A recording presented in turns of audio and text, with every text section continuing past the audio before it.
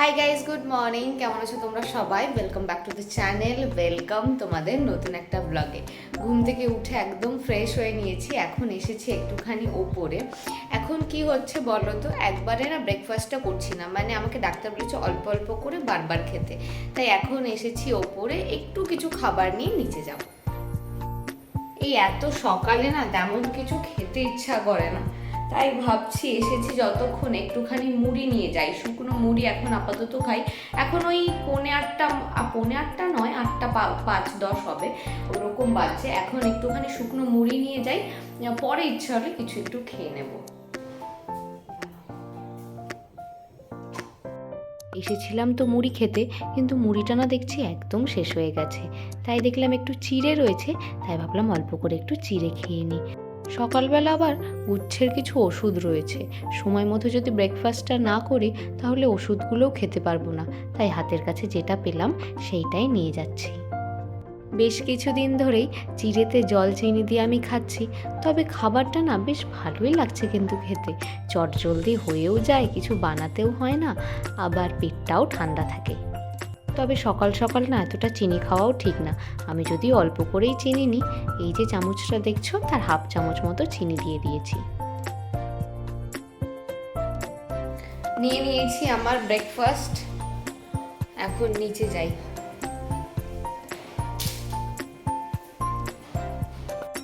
Breakfast নিয়ে আজকে সোজা আমার ঘরের বারান্দাটায় এসে বসেছি। এখান দিয়ে টুকটাক একটু লোকজন যায়, সকাল সকাল একটুখানি লোকজনের মুখ দেখলেও ভালো লাগে। এখানে বসে বসে খাচ্ছি, আর রাস্তা দিয়ে একটু লোকজন যাচ্ছে, তাই বসে বসে দেখছি। আমার এই বারান্দাটায় বেশ সুন্দর আলো বাতাস আসে, তো এই জন্য সকালবেলার দিকে একটু বসলে মনটা একদম ভালো হয়ে যায়।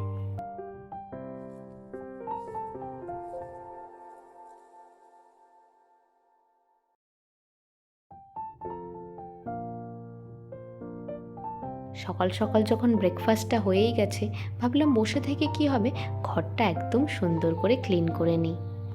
আসার পর থেকে তো আর তেমনভাবে ঘরটাকে ভালো করে গোছানোই হয়নি।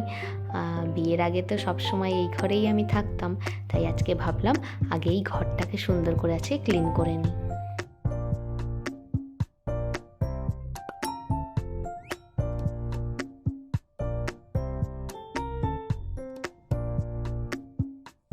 মোটামুটি ঘরের কাজ আমার হয়ে গেছে। এখন যখন আমার শরীর খারাপ ছিল, একজন জেঠু এসে না আমার মেশিনটা ঠিক করে দিয়ে গেছিলো।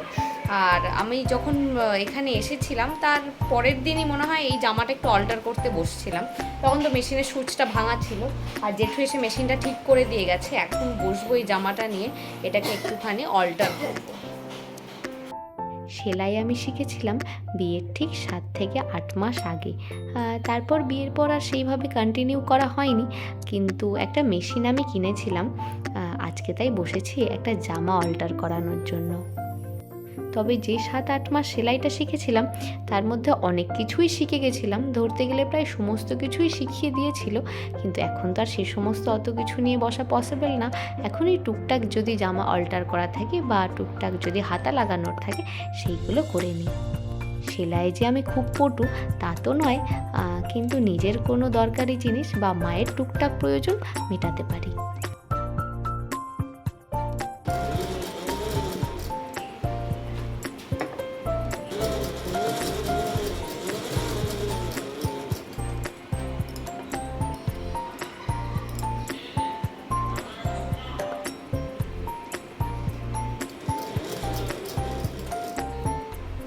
আসলে অনেক দিন পর আজকে মেশিনে বসেছি, তো হাতটা না একটু কাঁপছে। একটু সাবধানে আস্তে আস্তে করছি, যাতে কোনোভাবে ভুল না হয়।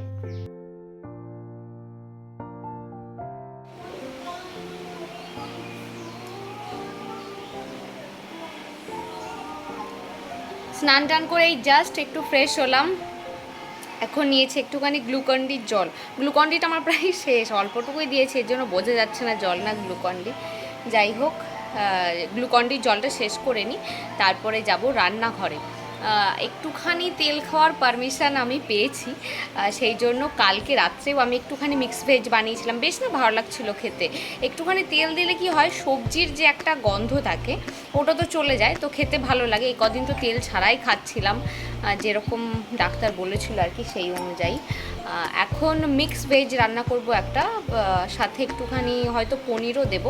এবার পনিরটা না আমি কবিকে আনতে পাঠিয়েছি, কবি গেছে বাজারে, ও আস্তে আস্তে আমি সবজিগুলো কেটে সেগুলো রান্না করতে লাগি। পনির তো সেদ্ধ হতে বেশি টাইম লাগে না, ওর মধ্যে তারপর অ্যাড করে দেবো। এখন তাতে করে এটা কমপ্লিট করে নিই, তারপর যাবো রান্না করে।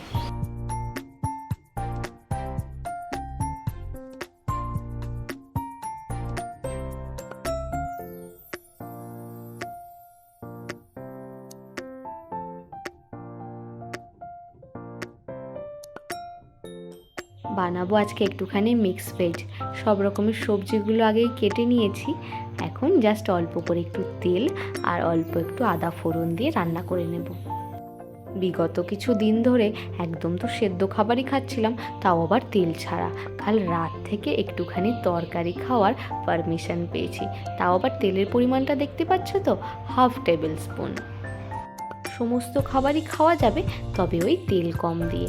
কড়াইতে আমি একদম 1/2 টিস্পুন তেল দিয়ে দিয়েছি, আর অল্প একটুখানি আদাকে ভালো করে গ্রেট করে দিয়ে দিচ্ছি। সাথে দিয়ে দিচ্ছি 1 চিমটে 5 ফোড়ন, আর তারপর সবজিগুলোকে ঢেলে দিচ্ছি। সবজিটাকে না আগে ভালো করে একটু ভেজে নিই ভালোভাবে। তেলটা কম তো, ভালোভাবে যদি না ভাজি সবজির সেই ঘেঁষো গন্ধটা না থেকে যাবে। সবজিগুলো আমার এখানে সুন্দর ভাজা হয়ে গেছে, তেলটা একটু কম তো হালকা একটু তলায় মনে হয় লেগে গেছিলো। যাই হোক, অসুবিধা নেই। দিয়ে দিচ্ছি অল্প করে নুন আর 1 চিমটে মতো হলুদ। ঝালটা আমাকে কম খেতে বলেছে, তবে শুকনো লঙ্কা তো একদমই নয়, 2টো কাঁচা লঙ্কা দিয়েছিলাম। আর এখন ওপর থেকে একটুখানি পনির দিয়ে দিচ্ছি, আর শেষে না একটুখানি গোলমরিচের গুঁড়ো দিয়ে দেবো। গোলমরিচের গুঁড়োটা দিলে ঝালের ব্যালেন্সটাও ঠিকঠাক থাকবে। আর আমি দেখেছি সবজিতে যদি একটু গোলমরিচের গুঁড়ো দেওয়া যায়, সবজির টেস্টটাই চেঞ্জ হয়ে যায়। রান্না আমার একদম কমপ্লিট হয়ে গেছে, আর খাবারটাও আমি নিয়ে নিয়েছি। একটা নির্দিষ্ট সময় ধরে আমাকে এখন খাবার খেতে হচ্ছে, তাই সবাই খাওয়ার আগেই আমার খাবারটা নিয়ে নিতে হলো। আজকের খাবারে আছে ভাত, ভাতের মধ্যে একটুখানি পেঁপে সেদ্ধও দেওয়া আছে, আর সাথে আছে আমার বানানো মিক্স ভেজ। অসম্ভব সুন্দর হয়েছে খাবারটা।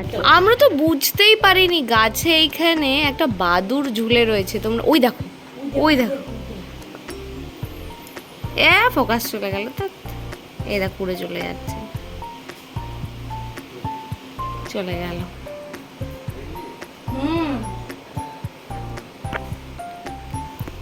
আমরা বারান্দাতেই বসেছিলাম ঘুম থেকে উঠে। আমরা একটু রোদটা পড়ার অপেক্ষা করছি, যাব একটুখানি হাঁটতে। ভালো লাগছে না, বিকেলবেলা একটুখানি বেরোই। আজকে আর সন্ধ্যেবেলা বেরোবো না, বিকেল বিকেল একটুখানি গিয়ে হেঁটে চলে আসবো। তো নিচে টোটনদা এসেছি টোটো নিয়ে, হঠাৎ করে বলছিল যে তোদের কাছে বাদুর, বাদুর ওই গাছটা অনেক বাদুর থাকে, কিন্তু এর আগে ওরকম ওই টিভিতেই দেখেছি উল্টো হয়ে বাদুর ঝুলছে, সামনাসামনি কখনো দেখিনি। দেখি গাছটাই সুন্দর ঝুলে রয়েছে, আর মুখটা না পুরো শেয়ালের মতো দেখতে। তাই তাদের করে ক্যামেরাটা অন করতে করতে আর উড়েও চলে গেল। উড়ে ওই দূরে ওই গাছের দিকে, ওই দিকে যে আম গাছটা দেখা যাচ্ছে, এই যে এইখানটাতে যে আম গাছটা দেখা যাচ্ছে, এইখানটাতে উড়ে চলে গেল। হাঁটতে যাওয়ার জন্য আমরা একদম রেডি হয়ে গেছি। ঘড়িতে বাজছে 5:30 মতো, রোদটা অনেকটা পড়েছে। এখানে আমি রেডি হয়ে গেছি, আর এখানে সৃজা রেডি হয়ে গেছে। যাই আমরা বাইরে দিয়ে একটুখানি হেঁটে আসি।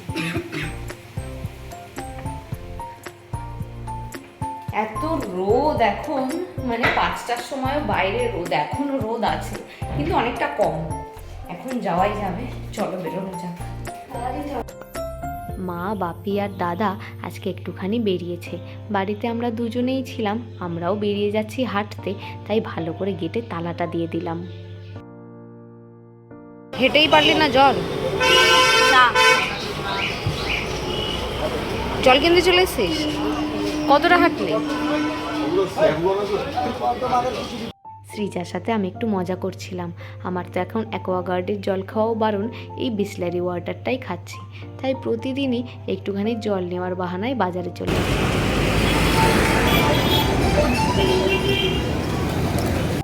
ইভিনিং ওয়াক থেকে আসার পর আজকে না দুজনারই খুব খিদে পেয়ে গেছে। সৃজা এখানে কিন্তু প্রতিদিনের মতো আর ফুচকা নিয়ে বসেনি, মনে হয় মতিগতি একটু ফিরেছে। আজকে বানিয়েছে একটুখানি উপমা, নিজে নিজেই বানালো। আমি তো খেতে পারবো না, তাই ও একাই খাচ্ছে। আর আমি আমার জন্য নিয়ে নিয়েছি একটুখানি শুকনো মুড়ি। সাথে একটুখানি টিভি চালিয়ে নিয়েছি, একটুখানি টিভি দেখে নিই, তারপর যে যার কাজে চলে যাব। আজকে যখন হাঁটতে গেছিলাম না, যে দিকটাতে হাঁটতে গেছিলাম ওইখানটাতে না আগে ভুট্টা পাওয়া যেত। যখন আমি ওই সাইড থেকে পড়ে বাড়ি আসতাম তখন দেখতাম ভুট্টা বসতো। প্রতিদিন আমি পড়তে থেকে বাড়ি আসার সময় ওখান থেকে ভুট্টা নিয়ে আসতাম। আজকে বললাম ঠিক আছে হাঁটতে যাচ্ছি যতক্ষণ, যদি ওখানে ভুট্টা পাই আসার সময় নিয়ে আসবো। তখন ভুট্টা পাইনি, আমাদের মনটা খুব খারাপ, আর হেঁটে হেঁটে খিদেও পেয়ে গেছে। এমনিই বাড়ি চলে এসেছি। মা গেছিলো একটু পিসির বাড়ি, আসার সময় দেখো আমি কিন্তু বলিনি, মা এমনিই নিয়ে এসছে। আমি ভুট্টাটা খেতে একটু ভালোবাসি, এবার দুদিন ধরেই খুঁজছি, পাচ্ছি না। মা হয়তো আজকে পেয়েছে ওই সাইডে, তাই আসার সময় এটা আবার নিয়ে এসছে। বেশি আমার খাওয়া যাবে না, অল্প করে একটুখানি খাবো। তোরা খেয়েছিস?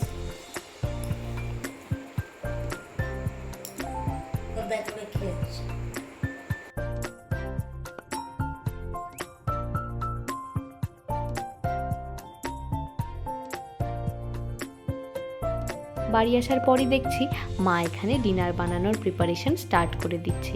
মা আসার সময় আজকে একটুখানি ছানা এনেছিল, আর সেটা দিয়েই রাত্রেবেলা আজকে হবে ছানার ডালনা। আমি আর দাদা এখানে বসে বসে মায়ের সাথে একটু গল্প করছি।